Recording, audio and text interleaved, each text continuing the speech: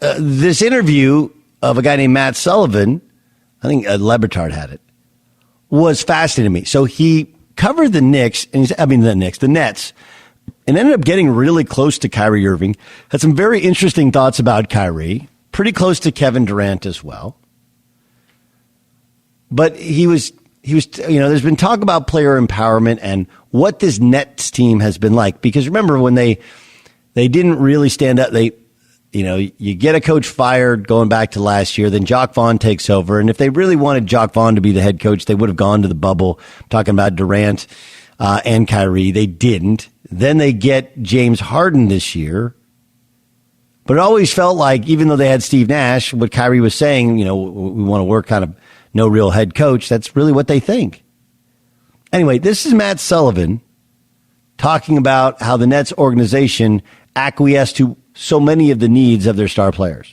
A very high-ranking official with the Nets who had a lot to do with the money said basically there's a blank check as soon as these guys got here, whether that's buying a girlfriend or a girlfriend on the side, a house in California for a week, whether that's just putting up money for the boys and the homeboys, and they're totally cool with that. Just renting a house on the team dime.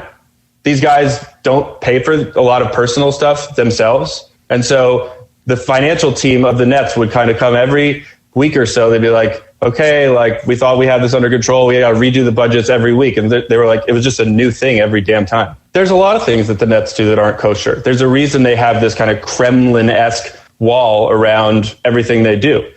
During the middle of COVID, they were working out half the team, well, really Kyrie, KD, and their friends on the team out in Kobe's old gym in California. You weren't allowed to do that during COVID. You had to have all these strict protocols, one coach, one this, masks, gloves on while you touch the basketball.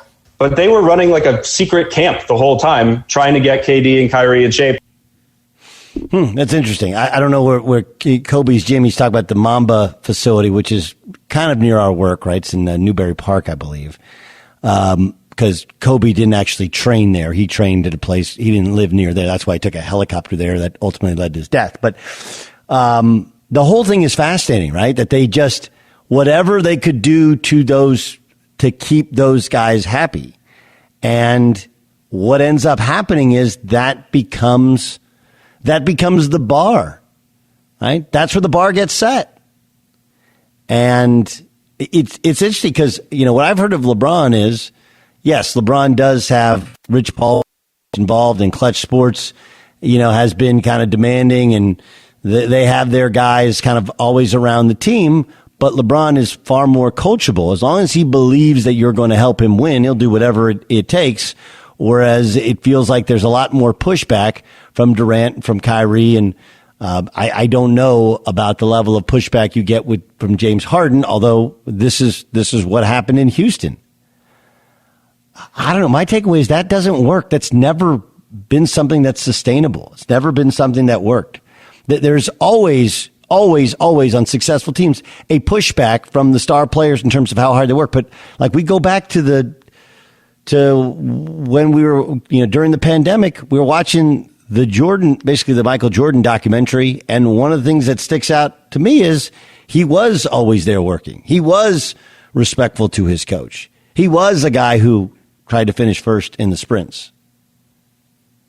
Now, look, again, that is a Michael Jordan shaded documentary trying to make him look like the greatest of all time. But by all accounts, yes, he had his own thing. He had his own deal. And working out extra has never been anything that is anything but team and trying to help yourself and others get better. But it's just fascinating to hear this in the NBA today. Not surprising, but interesting nonetheless.